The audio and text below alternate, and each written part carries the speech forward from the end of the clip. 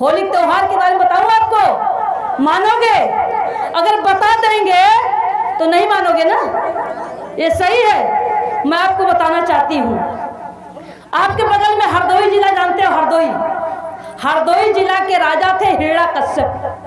हरदोई जिला के राजा थे हिरण्यकश्यप। वो कौन बिरादरी के थे? वो अनुसूचित जाति के थे, हमारे आपकी बिरादरी के थे, अनुसूचित जाति के थे हिरण्यकश्यप। और वो राजा हुआ करते थे। उनके राज्य में गरीब कमजोर गरीब था ही नहीं, सभी लोग बराबरी में रहा करते थे। और कुछ शरारती यही ब्राह्मण समाज के लोग उनके राज्य में पनपने नहीं पाते थे, वो हिलने नहीं पाते थे। इनको लगा कि साजिश के तहत हिरण्यकश्यप को कैसे परास्त किया जाए। लेकिन वो राजा था, हिरण्यकश्यप राजा थे, हमारे आपकी बिरादरी के थे। उनको परास्त करने के लिए ब्राह्मणों ने बहुत बड़ी छल करी। और छल के साथ क्या किया कि हिरण्यकश्यप का एक ही लड़का था प्रहलाद। हिरण्यकश्यप का एक ही लड़का था प्रहलाद, और प्रहलाद को उन्होंने फोड़ लिया। ब्राह्मणों ने फोड़ लिया, अपने छोटे बच्चों के साथ बच्चों को सिखला दिया कि जाओ और इसको अपने साथ में घुमाते रहो, टहलाते रहो, स्कूल में इसको पढ़ने न देना।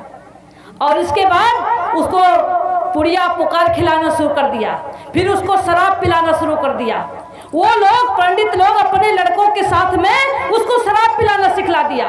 और जब वो शराब पीने लगा तो इतना शराब पीने लगा, इतना शराब पीने लगा कि उनके माँ बाप परेशान हो गए, तंग हो गए। हिरण्यकश्यप एक ही लड़का था प्रहलाद, वो इतना दरुहा हो गया कि हिरण्यकश्यप उनके माँ बाप दोनों परेशान हो गए।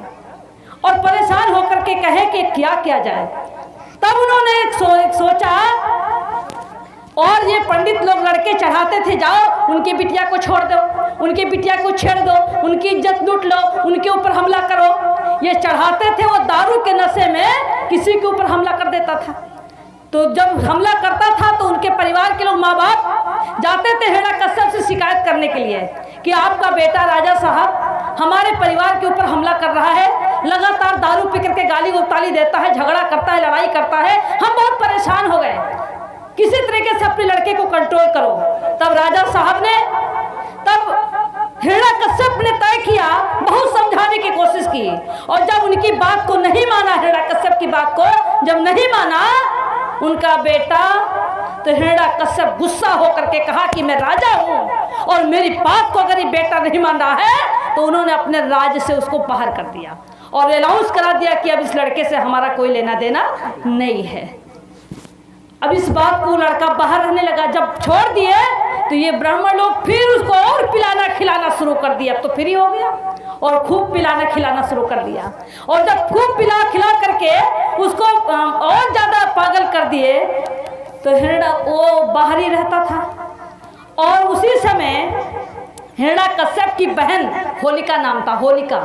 हिरण्यकश्यप की बहन का नाम था होलिका। होलिका की शादी होने वाली, शादी तय हो गई। होलिका की शादी, हिरण्यकश्यप ने अपनी बहन की शादी तय कर दिया। शादी का दिन रखा गया। ये हुआ कि कल बारात आएगी, तो बारात आने के पहले होलिका ने अपने भाभी से कहा, हिरण्यकश्यप की पत्नी को, कि भाभी हमारे एक भतीजा है और छोटे से हम उसको बहुत प्यार करते थे, और कल हमारी शादी होगी भाभी, हम चले जाएंगे और दुनिया के लोग हमारी शादी में खाएंगे, दुनिया का पकवान बन रहा है, लोग खाएंगे, हमारा भतीजा बिना खाए रहेगा। तो भाभी ऐसा करो कि खाना बना करके और बांध दो भैया के चुप्पे, हम जाइब अपने भतीजे प्रहलाद को खाना जहाँ होगा वहाँ पूछ करके दे आएंगे। तो माँ का भी ममता, और बुआ वास्तव में प्यार करती है भतीजे को, प्यार होता ही है। तो माँ की ममता, माँ ने कहा सही है, ले जाओ। माँ ने खाना बनाया और हिरण्यकश्यप की पत्नी ने खाना बना करके और होलिका को दिया। और होलिका बड़ी प्यार से गई भैया के, हिरण्यकश्यप की चोरी से गई और खाना देने के लिए। जब खाना देने के लिए गई तो वहाँ पूछने लगी, क्या कोई मिलता था, पूछती थी कि क्या प्रहलाद को कहीं देखा है, कहीं प्रहलाद को देखा है। तो वही ब्राह्मण फिर आगे मिल गए। उन्होंने कहा हाँ देखा है, वो गांव में है, वो वहाँ आगे चले जाओ, में पड़ा हुआ है, दारू पी करके पड़ा हुआ है। तो उनकी बहन होलिका वो भाई के पास फिर जाती है, और जब वहाँ जाती है तो पता चला कि वहाँ नहीं है। तो फिर वहाँ ब्राह्मण लोग कहते हैं यहाँ नहीं, वो खेते में पड़ा है, वो खेते में पड़ा है। तो वो खेते में चले जाते हैं। जब होलिका वहाँ जाती है तो वहाँ घेर करके ब्राह्मणों ने उनकी इज्जत लूट लिया, उनकी इज्जत लूट लिया। जब इज्जत लूट लिया उनकी और वो खून से लथपथ थी, तो इन लोगों ने फिर सोचा कि इज्जत भी लूटा, खून से लथपथ है। ऐसी स्थिति में जब राजा को पता चलेगा तो राजा तो हमको मरवा देगा। तो उसने कहा कि रात भर उसके साथ इज्जत के साथ खिलवाड़ हुआ, और सुबह भोर में 4 बजे खेत, गांव के किनारे खेत में उसको लकड़ी कंडा ला करके उसको फूंक दिया, होलिका को फूंक दिया। होलिका जल के राख हो गई, मर गई। होलिका जल के राख हो गई। और सुबह जब हुआ तो होलिका की बारात आनी थी, और होलिका घर में है नहीं। हिरण्यकश्यप राजा की पत्नी भी परेशान हुई, कहें कि अरे रात के गई थी खाना देने, काफी देर पहले दिन ही में गई थी, रात भर बीत गया, अभी तक नहीं आई, बारात आने वाली है। हिरण्यकश्यप जाके हिरण्यकश्यप से बताती है अपने पति को कि होलिका गई थी खाना देने अपने भतीजे को प्रहलाद को, पता नहीं कहाँ रह गई। तो वो कहते हैं कहाँ है? उन्हें कहा कुछ पता नहीं चल रहा है। तब राजा साहब ने अपने खुफिया एजेंसी को भेजा, और खुफिया एजेंसी को भेजा पता करने के लिए। तो बहुत ढूंढे, नहीं पाए, वो तो जल के राख हो गई। तो जो शरारती लोग थे, कुछ लोग जो गांव के लोग थे, जो देखा था चुप्पे चुप्पे से खेल जो प्रहलाद के साथ होता था, तो राजा के खुफिया से उन लोगों ने बताया, और जब बताया तो उन लोगों को पकड़ा गया। उन लोगों को पकड़ लिए जिन लोगों ने मारा था होलिका को, इज्जत को लूटा था, मारा था, उन लोगों को पकड़ लिया। और पकड़ने के बाद उसने पूछा कैसे घटना क्या हुई। तो उन लोगों ने बताया कि ऐसे ऐसे प्रहलाद को खाना देने गई थी, और हम बहका के ले गए, उनके साथ इज्जत के साथ खिलवाड़ किया, और फला खेत में गांव के किनारे उसको मैंने कंडा लकड़ी से फूंक दिया।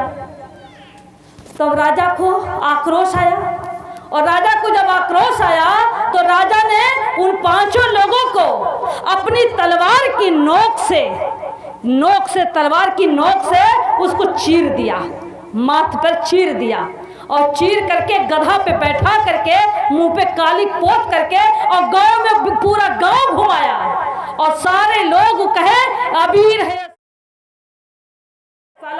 अबीर मतलब इसमें वीरता नहीं, एक कायर है।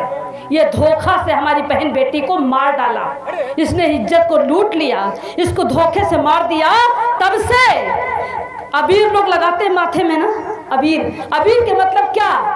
अबीर मतलब ये में वीरता नहीं है, ये धोखे से, पीछे से धोखा किया, धोखे से मार दिया। तब से लोग उसको अबीर लगाते हैं, तब उसका नाम पड़ा अबीर।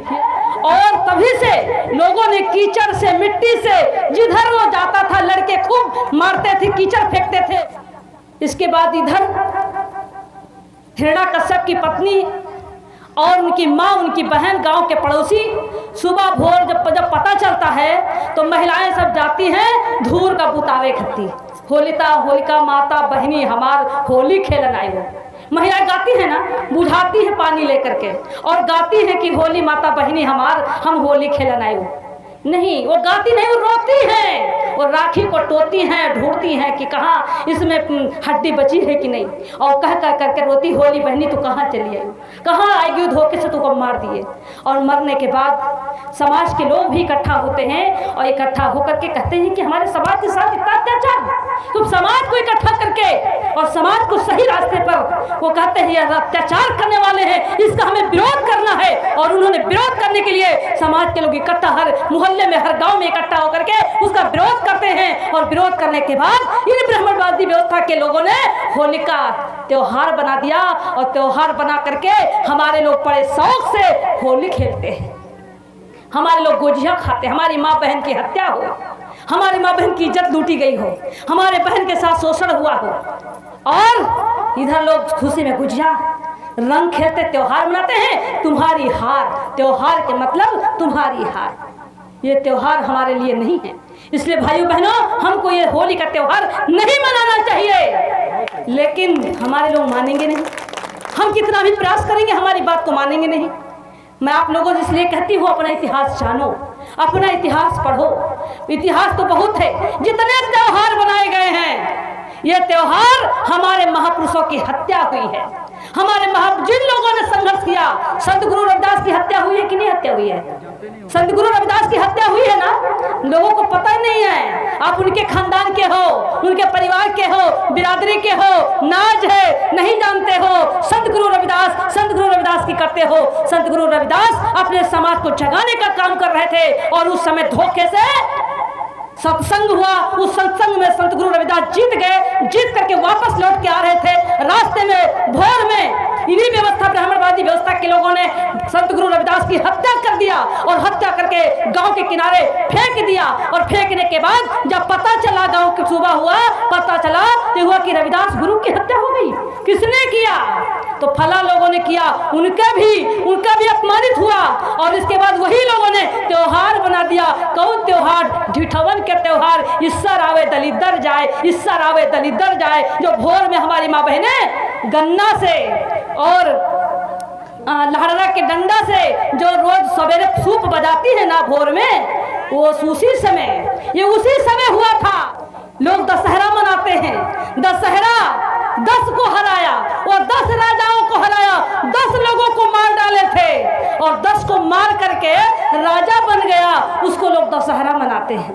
क्या पिता बुजुर्गों, भाइयों, आपने इतिहास को जानो, अपने अधिकार की लड़ाई लड़ो। हमारे महापुरुष बाबा साहब हैं, बाबा साहब डॉक्टर भीमराव अंबेडकर जी न होते तो कोरी चमार पासी सांसद विधायक होते?